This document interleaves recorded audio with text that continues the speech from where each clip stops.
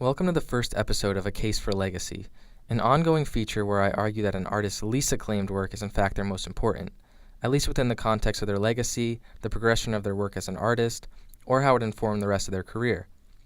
I thought Frank Ocean's Endless was the perfect first episode for this project for a couple reasons.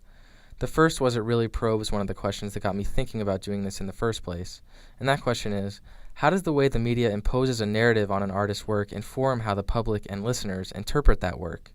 The first thing that struck me about Endless after my first listen to the record was an uncertainty of how I was supposed to feel about it, because in many ways it did feel incomplete. But beyond that, there were already rumors about a second album, and others that suggested Endless was merely the B-side compilation of what was then being called Boys Don't Cry, which came out a week later as Blonde. But what seemed perverse to me was that the public and the media were waiting for confirmation about what this album was. So what happened was a lot of media outlets didn't review the project, because they weren't sure what type of narrative to write about it. I think a lot of people still consider Endless to be sort of a throwaway project, and by nature of what it enabled Frank Ocean to do, in a way it was exactly that. Endless was released through Apple Music, which enabled Frank to fulfill his contract with Def Jam. This freed him up to release Blonde independently and to assume total control over its release. So for one, Endless has this sort of unfortunate narrative placed upon its release, that it's merely a collection of B-sides. It was sort of just a thing that Frank had to put out to free from his contract, and on top of that, it wasn't even released as a proper listenable album.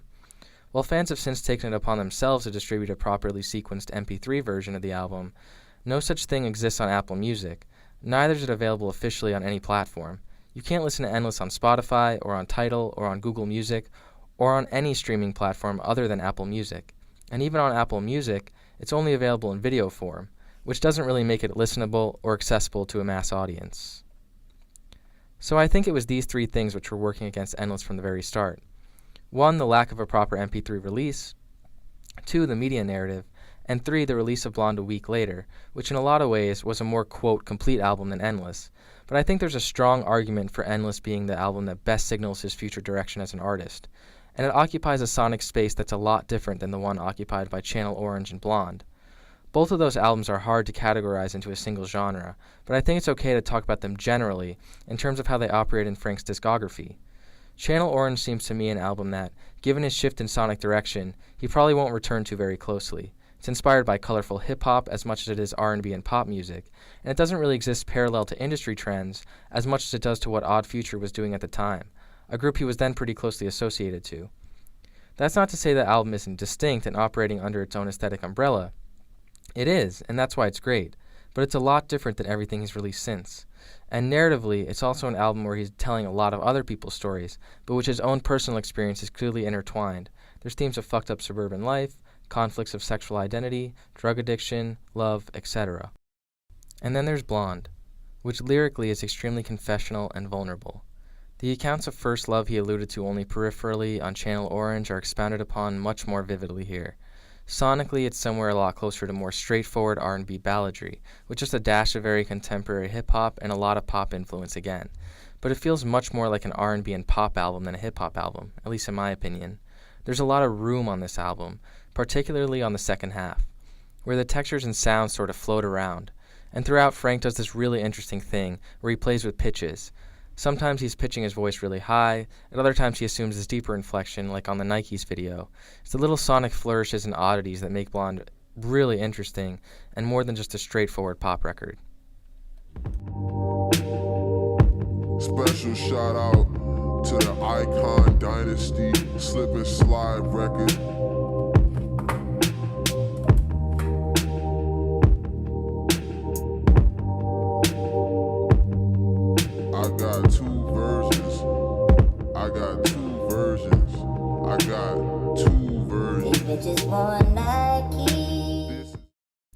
I'd like to push back on some of the preconceived ideas people seem to have about Endless.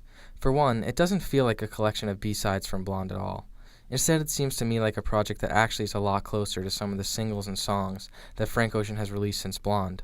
This is a theory of mine, that the songs on Endless are actually from sessions after the recording of Blonde, and are indicative more of Ocean's future sound than one he's since abandoned. All the original songs released since Blonde, among them Biking, Lens, and Chanel, are all heavily influenced by contemporary hip-hop aesthetics. Not to mention he's also released an alternate version of a song on Endless, Slide on Me featuring Young Thug. These tracks are Ocean's take on the extremely popular contemporary wave of R&B, which is essentially indistinguishable and working alongside contemporary trends in hip-hop. Each of these tracks were also released with an alternate version, all of which featured guest verses from hip-hop artists. And I get it, you can say that about any Ocean album, that they're his take on contemporary music, but the sounds on Endless occupy this space quite vividly. He doesn't assume the position of singer-songwriter as strongly as he does on Blonde. These aren't radio pop tracks, and I guess that's the big major difference.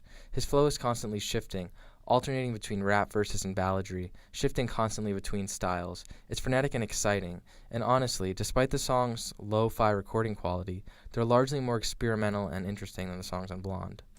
One of the album's most singular tracks is Unity. It's one of the best songs on the record, and stands in stark contrast to many of the sounds on Blonde.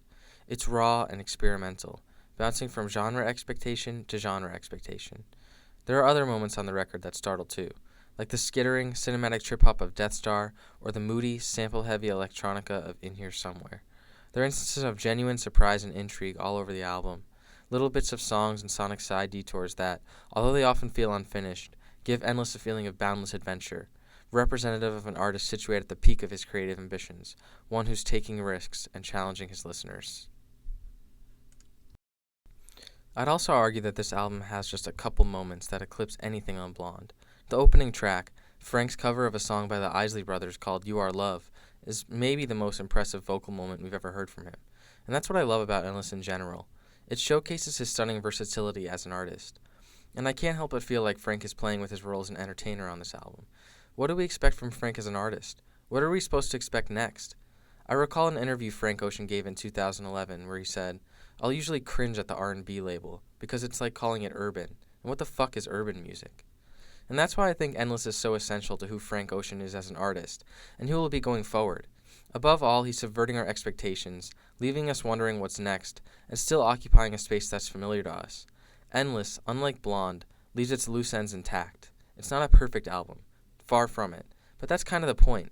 It's challenging and beautiful and honest. And it doesn't worry about what it is. And that's what makes it, to me, the most important in Frank's discography.